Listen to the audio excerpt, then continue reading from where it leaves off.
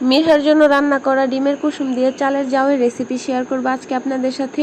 মিরহা এই খাবারটা খুব বেশি পছন্দ করে, আর অনেকে আমাকে কমেন্ট করেছিলেন যেন আমি এই চালের জাউয়ের রেসিপিটা আপনাদের সাথে শেয়ার করি। তো ভাবলাম আজকে আপনাদের সাথে এই চালের জাউয়ের রেসিপিটা শেয়ার করে দেই। খাবারটা রান্না করার জন্য এখানে আমরা নর্মালি যে চালের ভাত খাই সেই চাল নিয়েছি 1 মুঠ, আর চালটা আমি ভালো করে ধুয়ে বেশি পরিমাণ পানি দিয়ে চুলায় বসিয়ে দিয়েছি। এখন আমি চাউলগুলো খুব ভালোভাবে সিদ্ধ করে নিব, যাতে আমি ডাল ঘুটনি দিয়ে ঘুটে ম্যাশ করে দিতে পারি।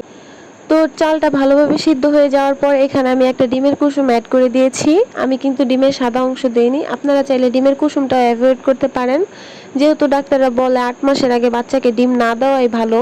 কিন্তু আমার বাচ্চা যেহেতু স্যুট করেছে, আমার বাচ্চাও পছন্দ করে, সেজন্য আমি ডিমের কুসুমটা অ্যাড করেছি। আর ডিমের কুসুম দেওয়ার পর আমি এটা চামচ দিয়ে ভালোভাবে নেড়ে চেড়ে তারপর ডাল ঘুটনি দিয়ে এটাকে ঘুটে ম্যাশ করে দিব। যেহেতু আমি এক হাতে ভিডিও করছি, যার জন্য ম্যাশ করার ক্লিপটুকু আমি আপনাদের সাথে শেয়ার করতে পারিনি।